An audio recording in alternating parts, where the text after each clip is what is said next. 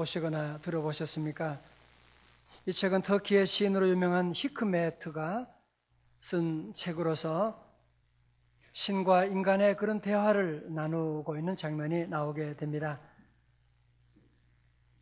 이 책에서 인간에게 가장 놀라운 점이 무엇이냐, 이상한 점이 무엇이냐 그렇게 묻고 그때 신이 이렇게 대답을 합니다. 첫째로 어린 시절이 지루하다고 서둘러 어른이 되는 것, 그리고는 다시 어린 시절로 되돌아가기를 갈망하는 것, 두 번째로 돈을 벌기 위해서 건강을 잃어버리는 것, 그리고는 건강을 되찾기 위해 돈을 다 잃어버리는 것, 미래를 염려하느라 현재를 놓쳐버리는 것, 그리하여 결국 현재에도 미래에도 살지 못하는 것, 네 번째로 결코 죽지 않을 것처럼 사는 것, 그리고는 결코 살아본 적이 없는 듯 무의미하게 죽어가는 것. 혹시 여러분 이런 삶을 살고 있지는 않으십니까? 이스라엘의 왕 사울이 그랬습니다. 사울 왕은 자기가 왕이 된 다음에 자기의 왕권이 영원할 줄로 생각하고 있는, 자기는 죽지도 않을 것처럼 생각하고 그 왕권으로 자기 마음대로 칼을 휘두르게 됩니다. 그러면서 충성스러운 신하인 다윗을 죽이려고 군사력을 동원해서 무려 10여 년 동안이나 그를 따라다니며 죽이려고 하는 그런 일들을 저지르고 있는 그런 비참한 삶을 살아가고 있습니다. 그러나 성도 여러분, 하나님을 떠난 삶, 하나님을 떠난 성공 절대로 오래가지 않습니다. 잠언 13장 9절의 말씀, 의인의 빛은 환하게 빛나고 악인의 등불은 꺼지느니라 말씀. 결국 사울의 그 등불은 점점 꺼지게 되고 하나님을 의지하는, 하나님을 섬기는 다윗의 등불은 점점 환하게 빛나게 되었고, 그래서 사울 왕은 블레셋과 전투, 길보아 산에서 있었던 그 전투에서 결국 그는 전사하고 자기만 전사하는 것이 아니라 그의 세 아들 요나단과 다른 두 형제도 그곳에서 전사하고 말게 됩니다. 그 집안이 완전히 망하게 됩니다. 그렇지만 하나님을 의지하는 다윗의 집안은 점점 강성해져 가는데, 오늘 본문의 말씀 바로 앞장에 8장 6절 14절을 보면 다윗의 왕국이 얼마나 잘 되는지, 왕성해지는지요 보여주는 반복되는 후렴 구절이 있습니다. 다윗이 어디로 가든지 여호와께서 이기게 하시니라. 할렐루야. 하나님을 의지하는 다윗은요, 하는 일마다 잘 되고 전쟁할 때마다 승리하게 되고 놀라운 주의 영광을 드러내게 됩니다. 보통 많은 사람들이 이렇게 모든 일들이 잘 되면 어려운 사람 생각할 줄 모르잖아요. 내가 배가 부르면 배고픈 사람을 생각하지 않습니다. 내가 마음이 평안한데 괴로운 사람을 누가 생각하겠어요? 생각할 수도 없는 것이고, 여러분이 아시는 것처럼 1789년에 프랑스 혁명이 일어났을 때 파리의 배고픈 시민들이 베르사유 궁전에, 그 화려한 궁전에 몰려들게 됐습니다. 이 소식을 듣고 있던 이들이 모여든 이유가 빵이 없어서 먹을 것이 없어가지고 몰려들었다고 하는 얘기를 듣고 왕비인 마리 앙투아네트가 그들에게 아주 유명한 말을 한 것이 있지요. 빵이 없다면 그들에게 과자를 먹이도록 해보세요. 전혀 백성들이 어떤 어려움이 있는지를 모르니까 결국은 프랑스 때 혁명이 일어나고 말게 된 것이 아니겠습니까? 저는 사무엘하 말씀을 읽으면서 묵상하면서 받는 첫 번째 감동은 다윗은 하나님의 은혜를 생각하는 사람이었습니다. 이제 예루살렘 성도 정복하게 되었습니다. 블레셋도 물리치게 되었습니다. 이제는 모든 예루살렘으로 궁전을 옮기게 되었습니다. 모든 것이 잘 되고 평안할 때 세상의 많은 왕들은 무엇합니까? 그 많은 사람들은 자기들의 이름을 드러내기 위해서, 자기 이름을 드러내기 위해서 비석을 세우거나 전쟁에 승리했다고 해서 파티를 벌이고 술 먹고 난리가 날 것입니다. 그러나 다윗은 그렇지 않아요. 이 모든 것 하나님의 은혜입니다. 하나님께서 이런 은혜를 베풀어 주셨고 하나님의 교회를 그는 생각하게 되고, 그래서 그는 사무엘하 7장 2절에 보면 나는 이렇게 화려한 백향목궁에 거하거늘 하나님의 법궤는 아직도 휘장 가운데, 장막 가운데, 저 초라한 가운데 있습니다 하면서 그는 하나님의 교회에 대한 관심을 가지고 나단 목사님께 내가 하나님의 성전을 지어드려도 될까요? 하나님께서 그것은 허락하지 않았어요. 그러나 네 마음이 이렇게 참 아름다운, 그래 내가 너에게 영원한 언약을 맺어줄게. Eternal Covenant. 사울의 왕은 한 당대에 끝나버리고 말았지만 내가 너에게는 영원한 언약을 맺고 해주셔서 너의 가정은 망하지 아니하고 너의 후손 가운데 메시아 예수 그리스도가 탄생하게 되는 놀라운 복을 내려주겠다 약속해 주셨던 것입니다. 할렐루야. 두 번째, 다윗은요 자기에게 은혜를 베푼 사울의 아들 요나단을 생각하게 됩니다. 보통 사람들은 자기가 받은 그 상처, 어릴 때 받은 그 상처, 사실은 큰 것도 아니지만 그 상처를 크게 생각합니다. 그리고 받았던 그 큰 은혜는 조그맣게 생각하는 거예요. 아주 잊어버리게 되는. 누가 만약에 자기를 거둬들여 가지고 부모 없이 자란 자녀가 집에 와서 자라면서 그래 자기를 거둬주고 먹여주고 그러면 그 은혜가 얼마나 커요.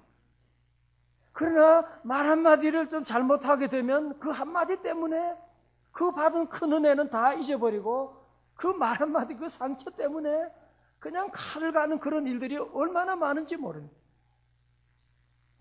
여러분, 다윗의 위대한 점은 무엇이냐면 정말 사울이 자기를 얼마나 힘들게 했습니까? 철천지 원수도 아닌데 왜 그렇게 충성스러운 다윗을 죽이려고 한 해 두 해도 아니고 무려 10여 년 이상 그를 죽이려고 그 못된 짓을 했지만 다윗은 그거 생각하지 않습니다. 그거 잊어버리고 그는 도리어 사울의 아들 다윗, 요나단이 자기에게 베푸는 그 은혜를 생각하고 있는 너무나 아름다운 모습이 아닙니까? 성도 여러분은 우리에게도 이런 사울이 있고 요나단이 있습니다.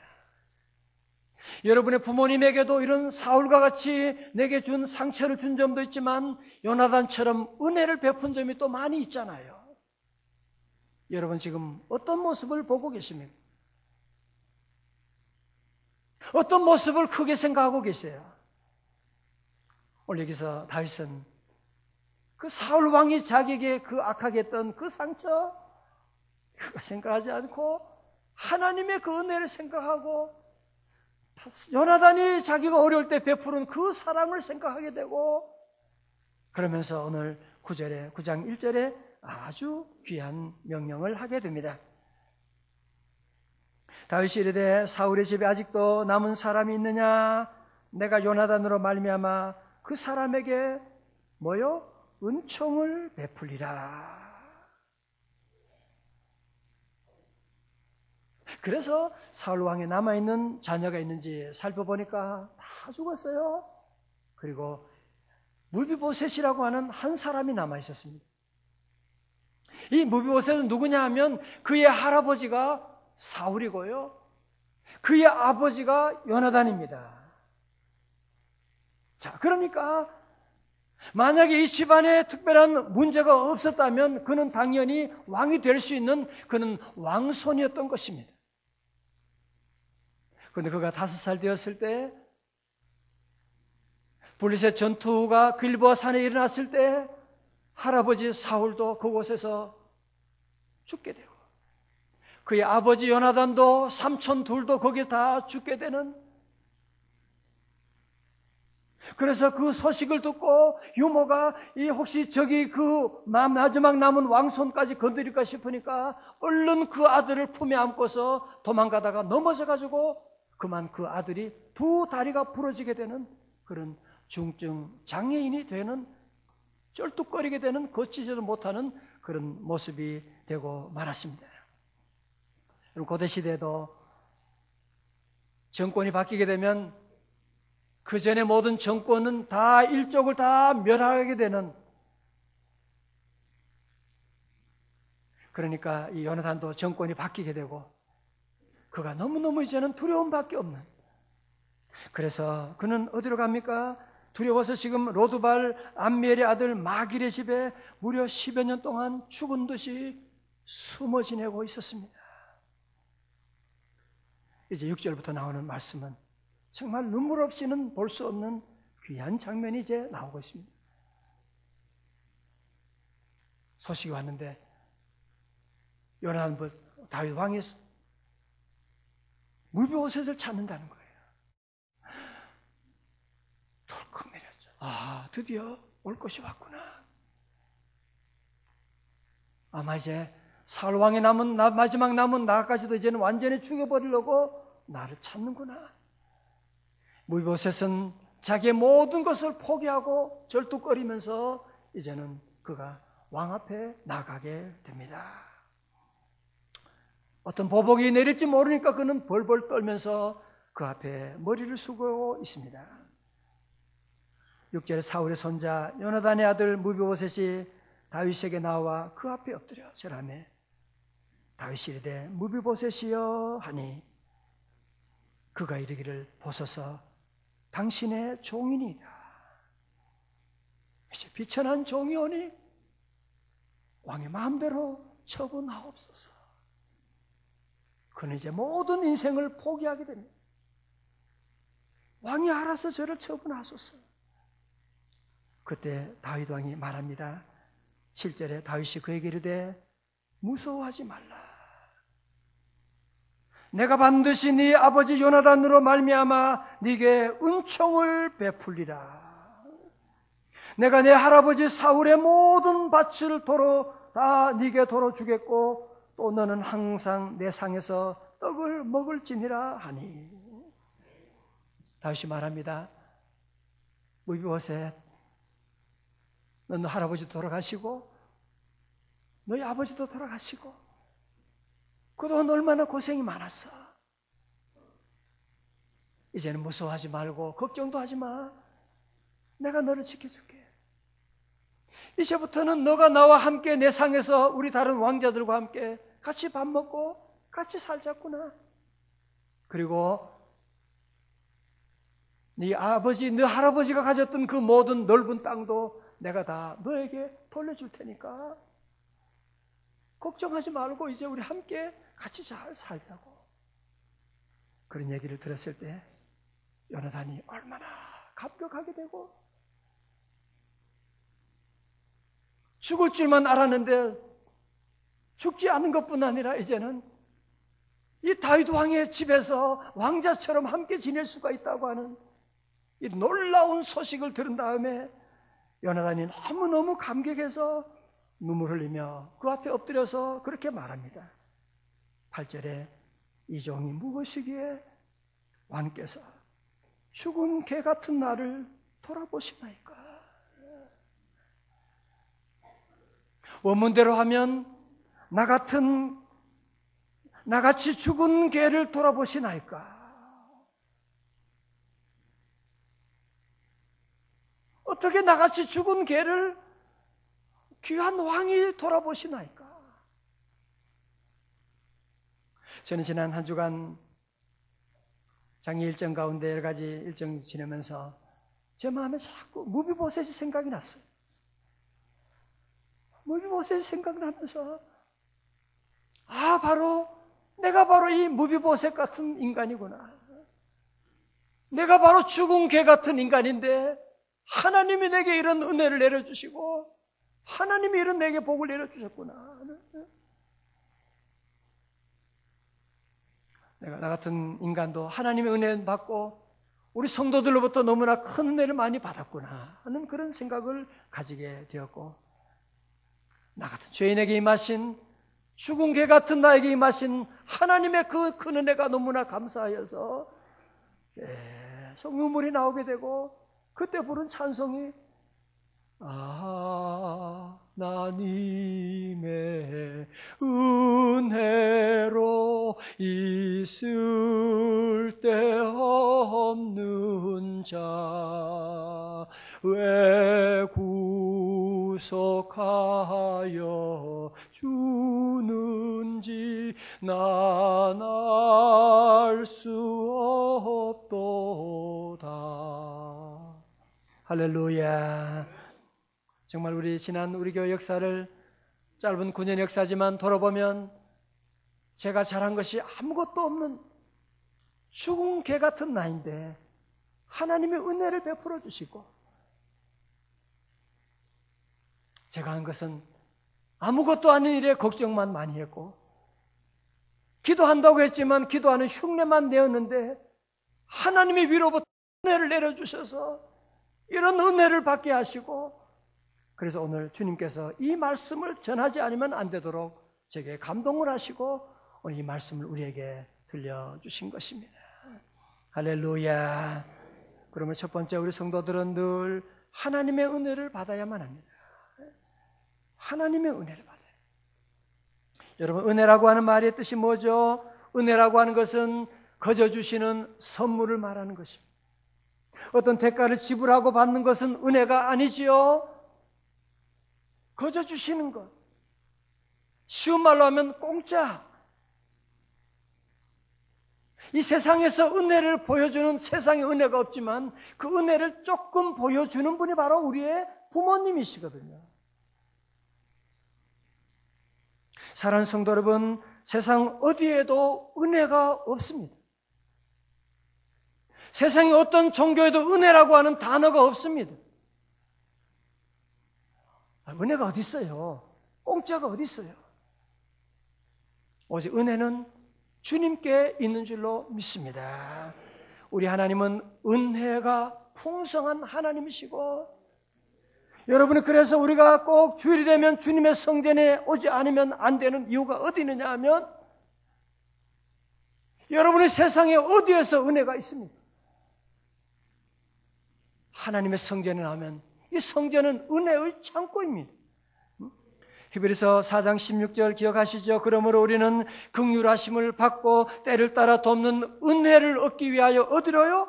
은혜의 보좌 앞에 담대히 나갈 것이니라. 하나님의 성전은 은혜의 보좌예요. 은혜의 창고예요. 은혜의 공장이에요. 이것은 오늘 예배 가운데 주의 놀라운 은혜가 임하는 줄로 믿습니다. 여러분, 지난 주간에 매스컴을 통해 보셨지만 국내 최대 기업 가운데 한 기업인 그 모 기업의 그 회장이 지금, 형제가 지금 구속되어 있는데, 그 회장 재판을 하게 되는데 그 회장 주변에 국내 최고의 판검사 출신이 20명이 몰려있대요. 전부 다 부장검사, 부장판사, 하여튼 최고의 베테랑들이 다 모여있고, 이 사람들이 받은 비용만 100억이 넘고, 이들은 누구보다도 수사기관과 법정에 대해서 너무나 잘 알고 있는 베테랑이었습니다. 여러분, 그렇지만 그들이 아무리 노력하고 애써도 유죄를 무죄로 바꿀 수가 없고 4년형을 받게 되고, 이분이 그동안 무속인 누구를 그냥 그렇게 따라다니고 자기의 전 재산을 다 드리고 다 시키는 대로 했지만 아무런 은혜를 받지 못하게 되고 감옥에 들어가게 되는 비참한 모습을 보고, 사랑하는 성도 여러분, 이 세상에 어디에도 은혜가 없습니다. 공짜가 없습니다. 여러분이 세상에 가서 은혜를 기대하니까 실망하게 되는 것입니다. 이 세상은 정말로 무서운 곳입니다. 그러나 이분과는 반대로 삶을 살았던 정재훈 장로님의 삶이 있습니다. 이분 오늘 아침에도 명성교회 와서 간증하시고 저녁에도 간증하시는데, 이분이 1986년 우주왕복선 챌린저 참사 이후에 폭발 원인을 분석해서 핵심 가열 장치를 개발했고, 1988년 9월 디스커버리호 발사를 성공시킴으로 미 항공 우주국뿐 아니라 전 미국인의 자존심을 되찾게 한 장본이 되었는데, 현재 전 세계 자유진영에서 발사되는 95% 위성에는 정 박사가 개발한 열저 장치를 장착하지 않고는 발사할 수 없게 되어 있을 정도로 정 박사는 과학계의 명성을 얻고 있습니다. 이번 부부가 오늘 아침에도 간증하면서 그런 얘기예요. 우리 부부가 미국에 올 때는 아무것도 없는 빈털터리가 왔었는데, 우리는 제일 먼저 교회를 찾아가고 개척교회를 찾아가서 그 몇 명 없는 교회 가서 충성하고 교인들 라이드 다 운전해주고 봉사하고, 새벽 4시 반이면 꼭 일어나가지고 교회 나가서 36년 동안 새벽 기도해 왔는데, 하나님이 기도할 때 하늘의 문을 열어주시고 은혜를 내려주셔서 나 같은 죄인을 이렇게 세계 가운데 주셨습니다. 그런 간증을 하고 있는 이분은, 그래서 36년 또 30대부터 새벽에 나가서 늘 하나님께 기도하고 한 교회에서 빠짐없이 늘 지금까지 기도하고 장로님으로 섬기면서 기도한 새벽 기도가 그것이 성공의 비결이라고 하면서 매일 새벽에 제일 먼저 와서 교회 문을 열고 들어가 하나님을 찬양하고 하나님께 모든 것을 쏟아놓습니다. 하나님 말씀 붙잡고 기도할 때 은혜 내려주시고 지혜를 주시고 문제 답을 주시고 능력의 삶, 기쁨의 삶을 허락해 주셨습니다. 할렐루야. 저는 아침에 오늘 이분 만나 위성으로 보고 얘기 들으면서 너무 많이 회개했어요. 내가, 우리 하나님은 무궁무진하신 은혜의 하나님이신데 그 하나님을 온전히 믿지 못하고 은혜의 통로가 기도하는 것인데, 기도하는데 게을러 왔던, 기도하는 척만 했던 죄악을 하나님께 회개하게 되고, 더 기도해야 되겠다, 정말 올해는 기도해야 되겠다. 시편 46편 5절의 말씀처럼 새벽에 하나님이 도와주시는 줄로 믿습니다. 사랑하는 성도 여러분, 저를 보십시오. 여러분 이 한 해 동안 어떻게 사시겠어요? 우리 자녀 어떻게 키우죠? 여러분의 사업에, 여러분 직장 어떻게 여러분이 운영해 나가실 거예요? 우리가 하나님의 은혜 없이 우리가 어떻게 이 한 세상, 험한 세상, 위험한 세상, 이 살벌한 세상을 살아갈 수가 있겠습니까? 하나님의 은혜를 받아야 돼요. 이번 특별 새벽 집회 가운데도 우리 성도들 주님 앞에 나와, 여러분이 휴가를 내든지 어떤 모습이든지 간에 주님 앞에 나와 정재훈 장로님처럼 기도하고 나가는, 주여 은혜 내려 주옵소서. 저는 강단에 설 때마다 주님 앞에 늘 하나님 죄인입니다, 내게 은혜 내려 주옵소서. 여러분이 자녀들 위해 기도할 게 무슨 기도하실 거예요? 하나님, 이 부모 오지 말고 하나님 우리 자녀에게 은혜 내려주세요. 하나님 올해도 우리 사업에, 우리 직장에 하나님 위로부터 은혜 내려주시옵소서. 우리 함께 올해는 더욱더 함께 기도의 삶을 살아가고, 여러분이 세상에 성공하기 위해서 애쓰는 그 노력에 여러분이 100분의 1만이라도 주님 앞에 나와 기도하고 부르짖고 나아가게 되면, 여러분 정재훈 장로님 보십시오. 그 수많은 어려운 난간 가운데도 새벽마다 기도하고 하나님과 친밀한 관계를 맺고 성경 말씀 외우고 읽고 나가고 하나님 은혜 주셨는데, 전 우리 명성제일교회도 우리 자녀들 가운데도 이런 훌륭한 주의 백성들, 훌륭한 인재가 나올 줄로 믿습니다. 다 같이 나는 은혜를 받으리라, 나는 기도하리라. 할렐루야. 둘째로 우리는 하나님의 은혜를 받아서 거기에서 그치면 안 됩니다. 우리 모든 받은 은혜를 베풀어주는, 은혜의 선순환을 이루는 삶이 되어야 합니다. 다 같이 은혜의 선순환. 작년 몇 년 전에 우리 교회 두세 차례 오셨나요? 그 김창옥 교수라고 아주 재미있게 말씀하시고 그런 분이 오셨는데, 한 번은 여러분 기억하시죠? 그분이 그런 얘기를 했잖아요. 노벨 수상자들 자녀들을 가정을 조사해 보니까 공통점이 하나 있는데, 보니까 그 집에 아버지가 돌아가셨더라. 아버지 나로서 상당히 충격이 되고, 무슨 근거로 그런 소리 하는가라는 생각을 처음에는 가지고 있었는데, 좀 더 이따 생각해 보면 일리가 있구나라는 생각을 했어요. 아버지들도 잘 들으세요. 아버지가 가정에서 자녀들에게 권위주의적이 되면 절대로 여러분의 자녀는 창의적인 아이디어가 나올 수가 없습니다. 아버지가 너무 똑똑해서 아이들에게 정지 바른 얘기만 하고 야단치고 잔소리하고 그러면 그 아이들 자존심이 땅바닥에 때려와서 나는 아무것도 아닌 놈이야. 나는 부모님 마음만 아프게 하는 놈이야. 내가 살아서 뭐해? 자존심이 그냥 바닥에 내려오는 거예요. 그런 사람이 가정생활을 제대로 하겠어요? 자기 열등감에 똘똘 뭉쳐있으니까 부부 사이에 싸움하게 되고, 그런 가정은 70% 이혼하게 됩니다. 그러니까 불행하게 되는 거죠. 사랑하는 성도 여러분, 정말 최고의 가정교육이 무엇이냐고 제게 오늘 물어보신다면 답은 아주 간단합니다. 그것은 하나님의 은혜를 우리 자녀들에게도 베풀어 주는 것입니다. 이상하게 우리 부모님들은 자녀들에게는 너무 무서울 때가 많고, 너무 바른 소리를 너무 잘하고, 밖에 가서는 그렇게 남에게는 그렇게 잘하면서 동네 아줌마들한테 그렇게 인사도 잘하고 얘기도 잘하고 아저씨들하고는 잘하면서 집에 오면 남편에게는 무서운 아내들이 있고, 아내에게 함부로 말하는 그런 무서운 남편들이 있게 돼요. 여러분, 그런 집안요, 미움의 영이 역사하면 모든 것이 안 됩니다. 모든 것이 안 돼요. 올해는 우리 모든 성도들 함께 하나님의 그 은혜 받아서 우리 모든 가정의 자녀들, 모든 형제들, 이웃들에게, 아내에게, 남편에게 이 은혜를 나눠주는 그런 귀한 삶이 될 수 있기를 축원합니다. 지난주에 돌아가신 저희 장모님은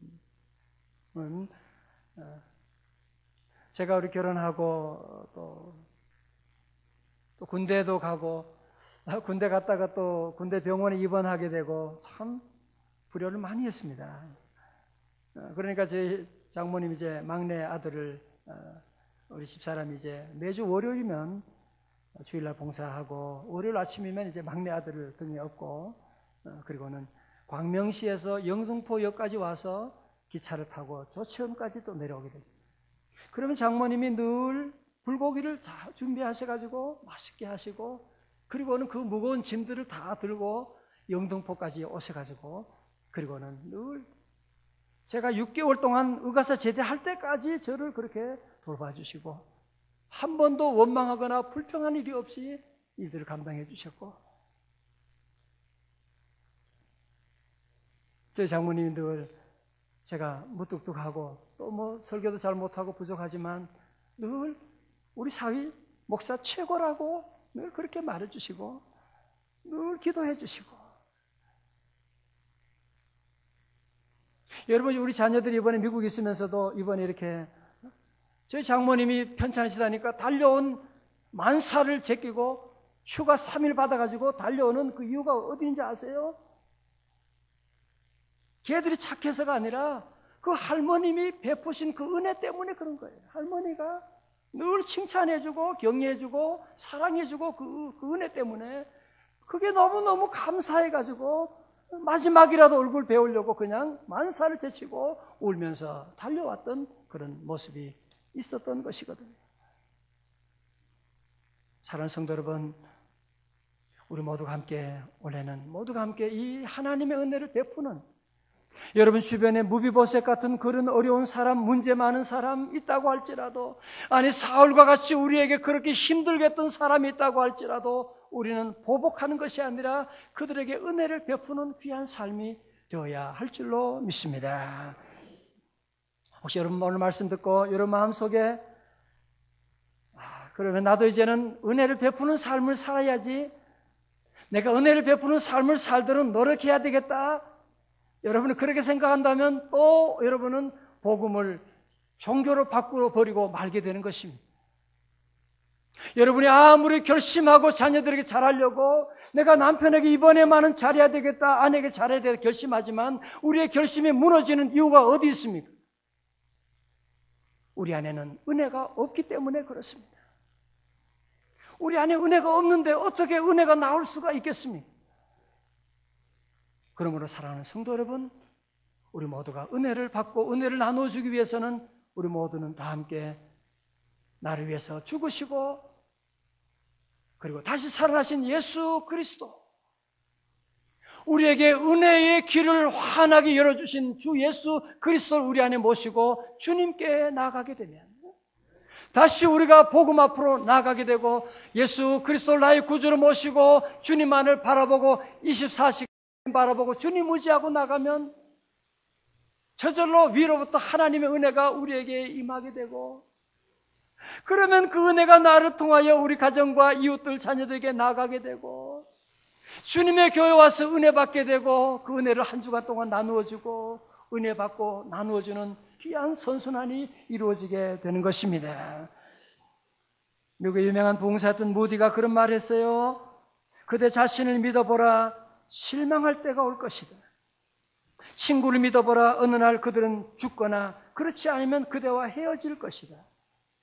그대 명성을 믿어보라, 어느 때는 그 명성이 뒤집어질 것이다. 그러나 예수 그리스도를 믿어보라, 그대는 현세와 내세에 후회함이 없을 것이다. 그렇습니다. 여러분, 후회 없는 인생을 살기 위해서는 예수 그리스도를 나의 구주로 모시고 주님 앞에 나아가게 되면 우리 하나님은 우리에게 변함없는 은혜를 베풀어 주시는 하나님, 날마다 우리에게 은혜를 영원토록 베풀어 주시는 줄로 믿습니다.